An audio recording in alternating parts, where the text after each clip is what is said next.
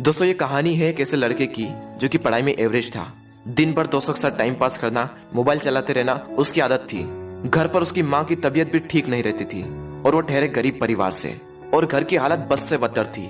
यानी अगर कोई मेहमान आ भी जाए तो उसके बैठाने तक की जगह वहां नहीं होती थी। एक बार उसका दोस्त उसे बुलाने के लिए आया कि चल कहीं चलते हैं। तो वो दोस्त पहली बार उसके घर पर आया था तो घर की हालत को देखकर दंग रह गया। तो उसने पूछा, क्या तू यहाँ पर रहता है? बोले हाँ मैं यहाँ पर रहता हूँ। क्या ये तेरा घर है? बोला हाँ ये मेरा घर है भाई। बोला तू ऐसे हालातों में रहता है? बोला हाँ मैं ऐसे हालातों में ही रहता हूँ। क्यों, क्या हुआ? थोड़ी देर तक तो उसका दोस्त चुप बैठा रहा, लेकिन फिर वो बोला वाह वाह मेरे दोस्त वाह, तेरी घर की हालत बस से बदतर है।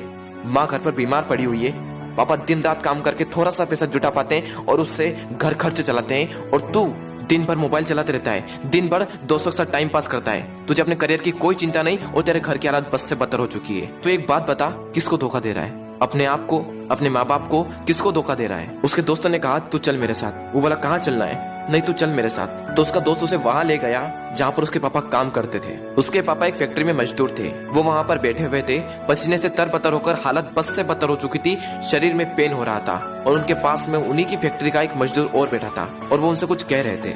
और वो कह रहे थे कि यार मेरी पत्नी घर पर बीमार है, इलाज कराने के लिए पैसे भी नहीं है। मैं दिन रात मेहनत करके सिर्फ 2 वक्त की रोटी जुटा पाता हूँ और उससे सिर्फ घर का खर्च चलता है और कहीं पैसा बच ही नहीं पाता। अभी तो बेटे के स्कूल की फीस भी भरनी है। यार इससे बेहतर तो मौत ही है। जिंदगी दुख का दूसरा नाम बन चुकी है। मैं तंग आ चुका हूँ इस जिंदगी से। अब तो सिर्फ मेरा बेटा ही मेरी आखिरी उम्मीद है। उसके पापा कह रहे थे कि देखना एक दिन मेरा बेटा इससे भी बड़ी फैक्ट्री का मालिक बनेगा। वो लड़का और उसका दोस्त दोनों उस चीज को देख रहे थे और पूरे गौर से सुन रहे थे। तभी उसके दोस्त ने कहा, देख देख कैसे जीते हैं तेरे पापा।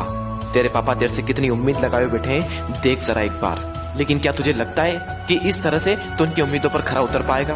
एक बार तो अपने पापा की हालत को देख कि कैसे जीते हैं, और एक बार तो अपनी हालत को देख कि तू कैसे जीता है। वो 2 कौड़ी का मोबाइल तेरे पापा से पढ़कर है। वो 2 कौड़ी की लड़कियां जो जिंदगी में सिर्फ कुछ पलों के लिए आती है और फिर चली जाती है, वो तेरे पापा से पढ़कर है। वाह मेरे दोस्त वाह, ये तो सिर्फ कुछ दिनों के लिए आएगी और फिर चली जाएगी। अरे बदल अपने हालातों को। यह सब देखकर और यह सब सुनकर उस लड़के के खून के आंसू टपक गए और उसने उसी वक्त निश्चय किया कि जिस फैक्ट्री में मेरे पापा काम करते हैं, आने वाले 5 साल के अंदर अंदर इससे भी बड़ी फैक्ट्री का मैं मालिक बनकर दिखाऊंगा।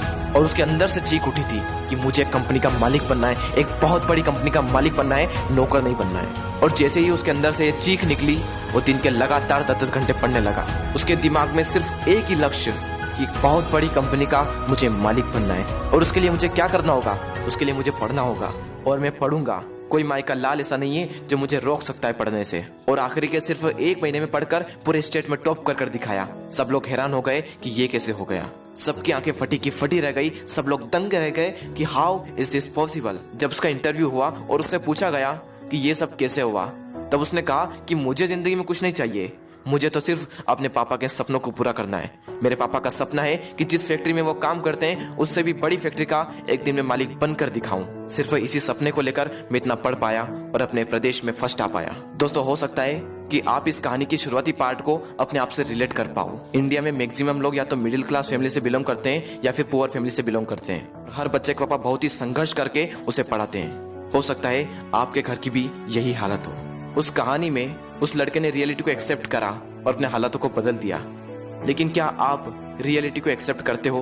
क्या आप अपने सच को देख पाते हो, अपने हालातों को देख पाते हो, अपने आप को देख पाते हो कि आप क्या कर रहे हो और आपको क्या करना चाहिए? वो लड़का तो बहुत बड़ी कंपनी का मालिक भी बन गया, लेकिन क्या गारंटी है कि आप भी अपने पापा के सपनों को सच कर पाओ? क्या गारंटी है कि आप भी अपने हालातों को बदल पाओ? गारंटी है मेरे दोस्त, गारंटी है जब आपके अंदर से एक चीख उठकर आए, आपके अंदर से एक आवाज उठकर आए कि मुझे पढ़ना है और सिर्फ इसलिए पढ़ना है कि मैं अपने हालातों को बदल पाऊं। और जिस दिन आपके अंदर से ये आ गया ना कि मुझे पढ़ना है और सिर्फ इसलिए पढ़ना है कि अपने हालातों को बदलना है, अपने मम्मी पापा के सारे सपनों को सच करना है, जिस दिन आपके अंदर से ये आवाज आ गई, उस दिन से एक बात तो तय है कि आप अपने हालातों को बदल दोगे, अपने माँ बाप के सारे सपनों को सच कर दोगे। बस जरूरत है तो एक अंदर से आवाज की।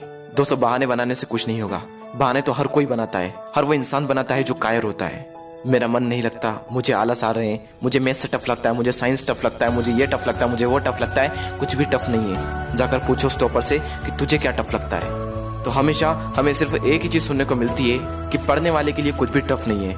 और दोस्तों जिंदगी का भी यही वसूल है, करने वाला कुछ भी कर जाएगा और जो ना करने वाला है ना वो छोटी सी मुसीबत आने पर रुक जाएगा। बहाने बनाने में उसका कोई रिकॉर्ड नहीं, उसे दिन भर आलस आते रहेंगे, उसके अंदर की एनर्जी बाहर उठ ही नहीं पाएगी।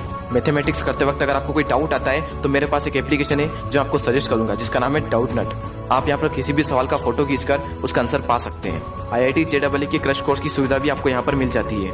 और अगर आप बायोलॉजी ग्रुप से बिलोंग करते हैं तो उसकी सुविधा भी हाल ही में यहाँ पर हो चुकी है। मोबाइल में फालतू की चीजों को रखा जाए इससे तो अच्छा है कि कुछ काम का रखा जाए और मोबाइल का उपयोग अपनी पढ़ाई में किया जाए।